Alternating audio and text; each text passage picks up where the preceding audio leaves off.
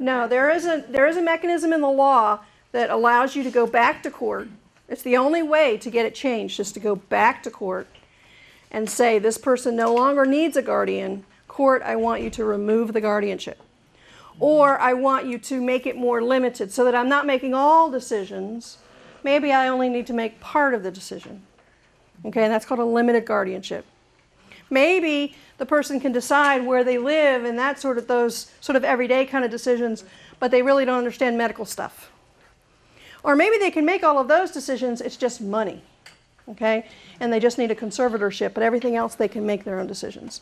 You can go back to court and ask the court, either take away this guardianship because the person no longer needs it, or give them some of their rights back because, you know, they have moved forward and they have learned, and now they're able to take on some of those responsibilities that they weren't able to take on when the guardianship was appointed. When I go to court, say I go to court, petition the court, because I think Dana needs a guardian. That last tattoo she got was the last straw, okay? She needs a guardian. So I'm going to petition the court.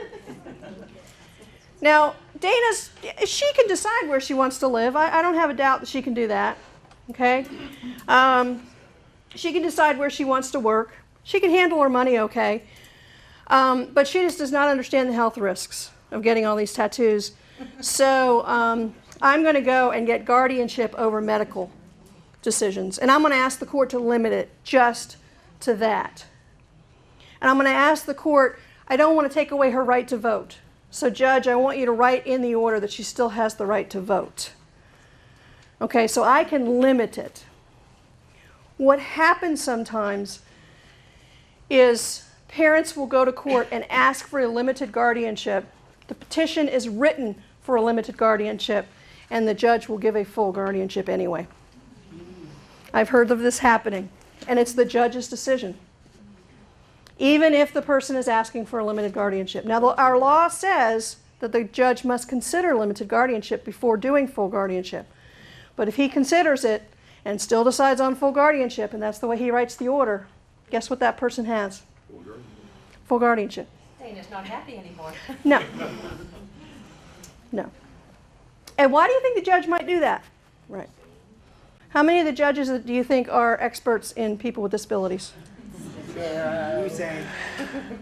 Not zero, maybe not zero. Okay, but that's not their area of expertise.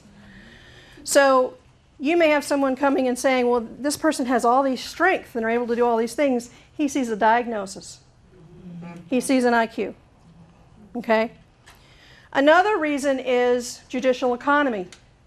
He may say, this family is just going to come back 6 months from now and ask for the rest of it. So I'm just going to do it. Okay? So think about that, even if you're thinking of a limited guardianship. It could happen that a full guardianship is placed on the individual. And I will say that it's a lot easier getting a guardian than it is to have one removed. Disclaimer here, I am not anti-guardianship. I am not. It is a tool, and it is a very powerful tool. But it's not a tool to be pulled out lightly. What is that thing? You don't kill a gnat with a sledgehammer. Okay?